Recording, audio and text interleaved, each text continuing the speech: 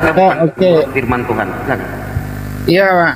Jadi gini Pak Ustadz Sidik ya. Tadi ini kan saya sudah diskusi nih sama Kang Chan. Lanjut. Ya, saya sudah berdiskusi sama Kang Chan tadi menyangkut 2 Korintus 11 ayat 17 ya, 16. Kalau Anda mengatakan di ayat 17, apa yang aku katakan? Aku mengatakan bukan sebagai seorang yang berkata menurut firman Tuhan, melainkan sebagai orang bodoh yang berkeyakinan bahwa ia boleh bermegah. Betul ya? Tapi saya dasarnya di ayat 16-nya yang sebelumnya. Karena ayat itu saling berkaitan. Di ayat 16 sendiri mengatakan, kuulangi lagi, jangan hendaknya ada orang yang menganggap aku bodoh. Itu perkataan Paulus, jangan ada orang menganggap aku orang bodoh, ya. Tapi ayat selanjutnya, jika kamu masih menganggap demikian, terimalah aku sebagai orang bodoh. Kenapa? Karena pada saat Paulus mengatakan itu, ya, dia ditolak sama orang-orang Yahudi. Paulus dikatakan orang bodoh, ya. Tapi Paulus masih sempat mengatakan di ayat 16-nya membela diri, janganlah engkau mengatakan aku bodoh. Tapi kalau kamu masih tetap mengatakan aku sebagai orang yang bodoh, ya oke lah, istilahnya terserah Anda lah, itu bahasa kita ya, kalau ditafsirkan ya. Supaya aku pun boleh bermegah diri. Makanya apa yang aku mengatakan bukan sebagai seorang yang berkata menurut firman Tuhan. Begitu, jadi diteruskan perkataan orang Yahudi saat itu yang menolak firman yang disampaikan oleh Paulus gitu, Bang. Jadi itu perkataan itu orang-orang ini yang mengatakan dia bodoh gitu maksudnya. Silakan Bang. Oke, gini. Sekarang saya tanya, Yesus itu waktu dia diutus, dia ditolak apa tidak ditolak? Oh jelas Bang, dia ditolak. Ya. Ditolak. Tapi tetap dia berkata kan? Dia tetap berkata bahwasannya aku berkata-kata bukan dari diriku sendiri kan? Betul. Ada pencipta langit dan bumi yang memerintahkan aku. Jadi dia tetap berkonsisten bahwasannya dia itu adalah utusan Tuhan. Nah sekarang kalau Anda mengatakan bahwasannya Paulus ditolak dan dia berkata-kata bukan dari firman Tuhan, itu nyambung nggak dengan Yesus dan Paulus? Nggak nyambung. Namanya utusan Tuhan, mau apapun kalian tolak atau tidak, tetap aku utusan Tuhan. Gitu loh. Ngono loh. Kok cara berpikir Anda seperti apa sih? Kan gitu. Jangan bantah kalau bantahanmu tuh nggak nyambung gitu loh. Nah itu udah jelas loh. Dia berkata bukan dari firman Tuhan. Nah, kamu mengatakan penjelasanmu itu bahwasanya dia ditolak. Nabi-nabi pun sebelum Yesus ditolak. Tetapi namanya utusan Tuhan tetap utusan Tuhan. Mereka berkata dari firman yang diperintahkan Tuhan kepada sang utusan gitu loh. Nah, sekarang saya tanya kepada Anda nih, King Richard, Yesus itu Tuhan atau bukan Tuhan? Yang di bumi ini Yesus ini Tuhan atau bukan Tuhan? Dan definisi Tuhan itu apa? Silakan kau jawab. Oke Bang ya, oke kita diskusi ya. Jadi tadi Bang Ustadz Sidik ya mengatakan Yesus berkata, aku berkata bukan dari diriku sendiri tapi Bapa, ya kan, yang mengutus aku, betul ya? Memang benar, ayat itu tidak salah. Yesus itu utusan juga Bang. Dia adalah utusan, ya. Dia adalah sebentar, Bang King izin sebentar, kita sapa dulu ya, Gurunda. Assalamualaikum Bang Zuma. Gurunda ini. Waalaikumsalam warahmatullahi wabarakatuh. Lanjut, saya nyimak. Silakan Bang King Richard, silakan. Iya. Ya, semalam saya lama sama Bang Suma sampai lambat makan sampai jam 11 lebih ya. Saya dengan Bang Suma enak nih. Saya udah berapa seri dengan Bang Suma. Salam kenal semua. Ya. Biar nggak apa-apa deh, nggak apa-apa. Nyimak aja, saya nyimak. Nanti kalau misalnya ini baru saya masuk. Silakan. Ya, saya akui Bang Suma ini orang bijaksana ini. Memang ilmu semakin tinggi semakin bijaksana. Beda yang lain. Kita belum selesai menjawab dipotong-potong, baru diberondong dengan pertanyaan-pertanyaan. Tapi kalau saya dengan Bang Suma ganti-gantian enak banget, ya. Jadi saya senang kalau sama Bang Suma. Makanya Bang Suma muncul lagi nih. Wah, ada nih King Richard nih. Boleh nih diskusi lagi nih. Seri kedua setelah tadi malam. Oke, ya saya lanjut dulu. Pak Ustadz. Ya, Ustadz Sidik. Ya, ya kan Jangan Yesus panggil mengatakan. Ustadz, Pak. Sidik aja, nggak usah panggil Ustadz, Pak. Syekh. Lompat nih. Oh bukan Ustadz ya? Tidak gurunda sih, jangan panggil Ustadz ya, saya lompat nih ya. Oh, Lanjut, iya. lanjut. Lanjut, Maki. panggil, lanjut. Oke lah Bang Sidik ya, boleh lah. Bang Sidik kan juga pernah nih saya berdiskusi nih, tapi mungkin sudah lupa ya. Jadi gini Bang Sidik, kalau Bang Sidik mengatakan Yesus berkata, aku berkata-kata bukan dari diriku sendiri, tapi Bapa yang mengutus aku. Ya kan memang Yesus itu utusan juga Bang. Ya, dia menyampaikan apa yang dikatakan Bapaknya. Karena Yesus itu adalah firman perkataan Bapa itu sendiri yang menjadi manusia. Yesus juga dikatakan nabi, ya. Yesus dikatakan guru, ya. Tuhan, ya. Jadi banyak julukan kepada Yesus.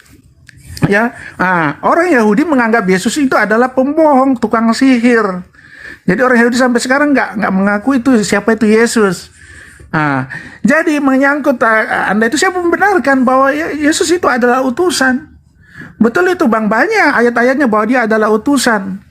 Tapi dia utusan adalah firman Allah yang menjadi manusia, ya, menyampaikan apa yang dikatakan Yesus itu yang dari Bapaknya. Kan ada ayatnya itu. Apa yang kukatakan itu bukan dari diriku sendiri, itu dari Bapa. Karena Yesus adalah perkataan Bapa itu sendiri. Ya, sama juga dengan di Al-Qur'an. Yesus itu adalah firman roh. Ya, di surat Maryam itu di mana itu dikatakan Yesus adalah firman. Jelas dikatakan di situ. Jadi dia memang penyampai firman. Begitu Bang. Silakan dulu Bang. Oke, Sidik. kita sudah sepakat ya tadi bahwasannya Paulus itu memang ternyata dia berkata-kata bukan dari firman Tuhan, tetapi penjelasan Bapak tadi karena dia ditolak lah, gitu ya. Sementara nabi-nabi sebelum Yesus juga ditolak, tetapi tetap namanya utusan Tuhan, tetap utusan Tuhan, mau apapun itu, kan gitu ya. Kita udah sepakat tadi tentang Paulus. Nah, kita lompat tentang ketuhanan yang Bapak maksudkan itu adalah Yesus. Nah, saya tanya, definisi ketuhanan menurut Bapak itu apa? Nah, kalau Bapak mengatakan dia itu firman, ya, yang telah menjadi manusia, berarti sifat Tuhan itu telah menjadi manusia. Namanya sifat Tuhan yang kau yakini bahwasanya itu adalah Tuhan, berarti Tuhan itu ada di bumi. Kan gitu. Kalau kita tarik di dalam Yohanes 1 nomor 1, firman bersama-sama dengan Tuhan, firman itu adalah Tuhan, adalah Allah Bapa. Berarti Allah Bapa telah menjadi manusia nih. Nah, sementara di dalam 2 Samuel 7:22, sebab itu engkau besar ya Tuhan Allah, sebab tidak ada yang sama seperti engkau, dan tidak ada Tuhan selain engkau, menurut segala yang kami tangkap dengan telinga kami. Oke? Nah, di sini tidak ada Tuhan gitu loh, selain dari pencipta langit dan bumi itu sendiri. Kan gitu. Nah, Anda mengatakan tadi sifat Tuhan itu telah menjadi manusia, Tuhan itu telah menjadi manusia. Nah, Anda nggak bisa lari, Pak King, dengan Yohanes 1 nomor 1. Tidak ada Tuhan yang di langit dan tidak ada Tuhan yang di bumi. Itu di dalam Kejadian 9 nomor 14, Keluaran 9 nomor 14. Itu udah jelas loh. Tidak ada yang seperti dia. Nah, Anda mau larikan di mana? Silakan Pak King. Sebelum ke ke Gurunda Zuma. Ya, ini mengulang lagi nih diskusi saya dengan Bang Suma semalam nih. Ya, betul, tidak ada Tuhan lain ya selain Dia. Saya bukanya di Yesaya 6, Yesaya 4 ayat 6. Akulah ya raja dan penebus Israel, Tuhan semesta alam, akulah yang terdahulu, akulah yang terkemudian. Tidak ada Allah selain daripadaku, tidak ada Allah lain. Maksudnya terkonfirmasi juga di kitab Wahyu. Yesus sendiri mengatakan, ayat 13-nya mengatakan, akulah Alfa dan Omega. Tidak ada yang pertama dan yang terkemudian, yang awal dan yang akhir. Dan juga masuk ke Asmaul Husna yang di saudara Muslim dari 99 sifat Allah itu, ya, dia mengatakan al-awal al-akhir. Ya, jadi dia yang alfa dan omega. Sama di Al-Husna juga mengatakan, malah di Al-Husna juga mengatakan al-haq, ya, kebenaran, ya. Dikonfirmasi juga Yesus mengatakan, akulah kebenaran dan hidup. Tidak seorang pun sampai ke Bapa kalau tidak melalui aku. Banyak itu yang aku ambil dari sifat-sifat Allah ya di Asmaul Husna. Ya itu sudah dijawab juga semua sama Bang Suma semalam. Ya, akulah adalah kebangkitan dan hidup, itu juga Al-Bait ya. Banyak Bang, kalau mau itu mengulang lagi diskusi semalam ya. Tapi yang jelas aku dan Bapa adalah satu. Aku di dalam Bapa, Bapa di dalam aku. Jadi jelas ya, Allah Bapa sebagai pencipta, Yesus adalah firman perkataannya, dan Roh Kudus adalah rohnya dia. Jadi tetap satu hakikat Allah itu. Jadi itulah dikatakan Tritunggal. Tritunggal tidak ada di Alkitab, tapi substansi isinya di situ ada. Berkata bahwa pergilah ke segala bangsa, baptislah mereka atas nama Bapa, Putra, dan Roh Kudus. Itu jelas Bang. Jadi ini kalau saya lanjut lagi, ulang lagi dong sama-sama Bang Suma semalam ini kita diskusi. Ya. Jadi gini, itu aja dulu, Bang. Nanti kita ke Gurunda ya. Nah, Bapak mengatakan tadi kan sudah benar nih. Jadi yang dimaksudkan Yesus itu apa yang dia katakannya itu kan bukan dari dirinya sendiri. Jadi yang dimaksudkan dengan Alpha Omega itu kan Bapa, bukan dia. Kan gitu ya. Nah, terus Bapak mengatakan akulah jalan dan hidup. Barang siapa tidak melalui aku ya tidak sampai kepada Sang Pencipta. Betul. Namanya utusan Tuhan ya, dari utusan dulu. Bagaimana Anda bisa bertemu dengan Tuhan atau mengenal dengan Tuhan tanpa utusan? Kan gitu ya. Ya dari utusan, akulah jalan hidup.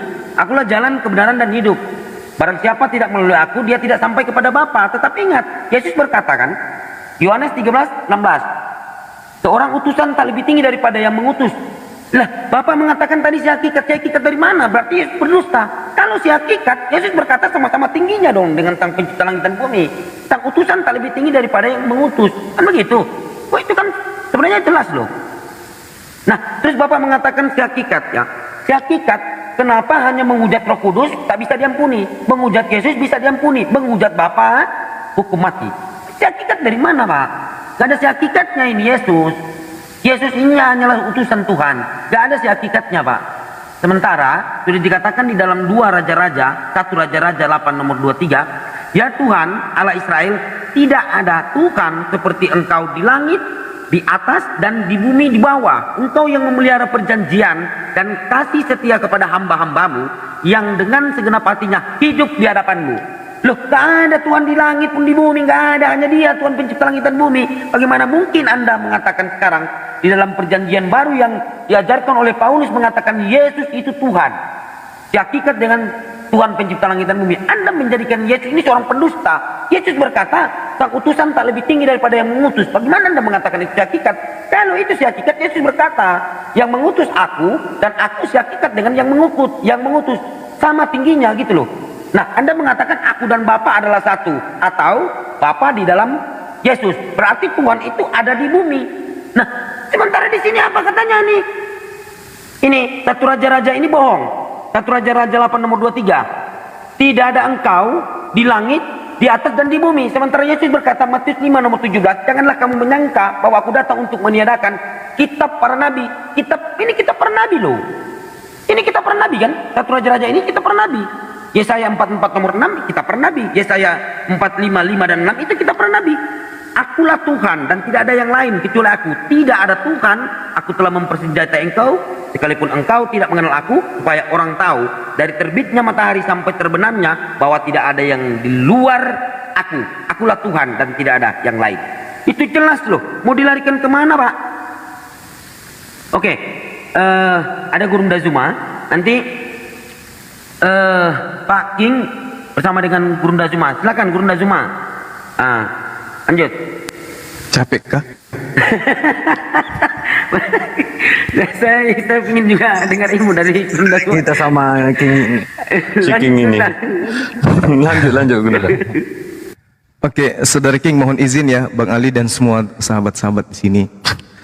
Jadi Kristen, Islam, Yahudi, ajaran yang lebih tua di antara 3 agama ini, kalau kita mengelompokkan secara umum, maka yang pertama itu adalah agama Yahudi. Apakah agama Yahudi ini adalah agama yang berasal dari langit. Itu sudah pasti. Artinya bahwasanya orang-orang Yahudi dalam hal ini menerima satu aturan, di mana aturan itu adalah aturan dari langit. Maka mereka disebut agama Yahudi. Nah kemudian agama Yahudi ini memiliki tatanan kemudian. Nah coba kita lihat di dalam pengakuan iman mereka di dalam Ulangan 21 nomor 23. Maka janganlah mayatnya dibiarkan semalam-malaman pada tiang itu, tetapi haruslah engkau menguburkan dia pada hari itu juga.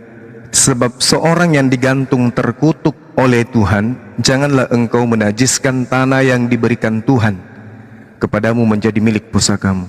Ini kalau Yesus didudukkan di sini, maka dia adalah manusia yang dikutuk. Dia adalah manusia yang digantung secara terkutuk. Ada tidak di sini indikasi dia Tuhan? Tidak akan ada. Berdasarkan pengajaran Yahudi, karena dia adalah agama tertua. Jadi nanti kita akan lari ke Kristen. Janganlah mayatnya dibiarkan semalam-malaman pada tiang itu, tetapi haruslah engkau menguburkan dia pada hari itu juga. Ini disifati tidak terhadap mayat Yesus? Disifati. Sebab orang yang tergantung terkutuk oleh Tuhan di atas tiang salib, disifati enggak Yesus? Disifati. Janganlah engkau menajiskan tanah yang diberikan Tuhan kepadamu menjadi milik pusakamu. Apakah ini disifati dalam keadaan Yesus pada saat itu? Yusuf Arimatea, Nikodemus, sebelum maghrib, sebelum pukul 6, sebelum Sabat masuk, sembunyi-sembunyi minta mayatnya diturunkan kepada Pilatus. Berarti 4 hal ini terpenuhi pada jasadnya Yesus. Sekarang permasalahannya adalah orang Yahudi mana yang mau menganggap bahwa Elohim, Hasem, yang membebaskan mereka dari perbudakan Mesir, seketika kemudian menjelma menjadi manusia terkutuk yang ada di atas salib yang mereka buat sendiri. Ada enggak kira-kira? Ada enggak Yahudi kemudian yang rela mempertuhankan manusia yang mati di atas tiang salib dengan cara terkutuk seperti ini, dikutuk oleh Tuhan? Nah, pembandingnya kemudian adalah Tuhan mengatakan seorang yang digantung terkutuk oleh siapa? Bukan oleh Romawi, bukan oleh Yahudi, tetapi oleh Tuhan. Kenapa dia terkutuk? Karena melanggar perintah-perintah Tuhan. Kenapa dia terkutuk? Karena dia adalah pelaku kemaksiatan. Apa bukti bahwa Yesus itu pelaku kemaksiatan? Berbondong-bondong Kristen seluruh Indonesia akan melemparkan semua dosa mereka kepada oknum yang disalib ini. Kita lihat di dalam kitab saudara-saudara kita Kristen. Lihatlah anak domba Tuhan yang menghapus dosa dunia. Jadi Yesus yang di atas salib ini, dialah yang akan menghapus, menebus. Jadi sebenarnya di sini bukan menghapus, ya.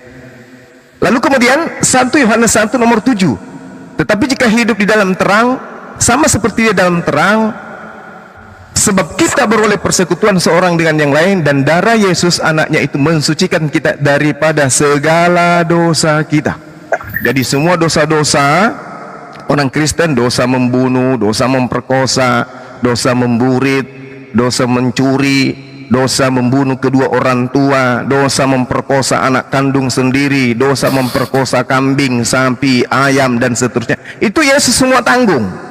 Jadi Yesus ini adalah wadah borok orang-orang Kristen yang mana Yesus harus mempertanggungjawabkan di hadapan Tuhan.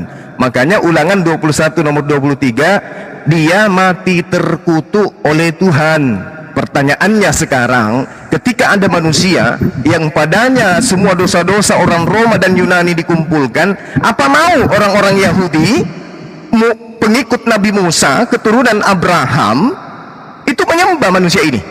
Manusia yang padanya sangat kotor, manusia yang padanya sangat najis, karena semua dosa-dosa Romawi dan Yunani terkumpul di pundaknya. Mau enggak orang Yahudi menyembah manusia kayak begini?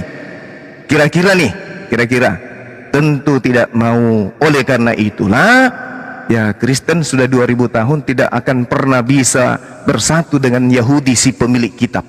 Tidak akan pernah bisa, karena Kristen ini adalah agama yang berdiri sendiri dengan pola Roma Yunani. Sebelum ada Yahudi pun, sebelum Nabi Musa membebaskan orang-orang orang-orang Yahudi Israel dari perbudakan Mesir pun, nenek moyang Romawi Yunani itu sudah menyembah roh-roh. Mereka sudah menyembah roh-roh. Nah, inilah yang kemudian dilanjutkan oleh orang Romawi dan Yunani dengan menggandeng kitabnya orang Yahudi, di mana orang Yahudi tidak akan pernah memandang sebelah mata, tetapi memandang tanpa mata. Demikian sementara.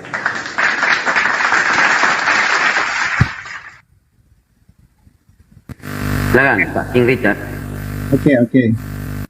Tadi ada pernyataan Bang Suma, Yahudi adalah agama tertua. Betul Bang Suma ya? Siap. Oke, jadi gini, gugurlah klaim dari saudara-saudara Muslim mengatakan bahwa Nabi Musa itu Islam, ya Muslim, Ibrahim itu Muslim, ya semua nabi-nabi Muslim, bahkan sampai Adam juga Muslim. Gugur ya.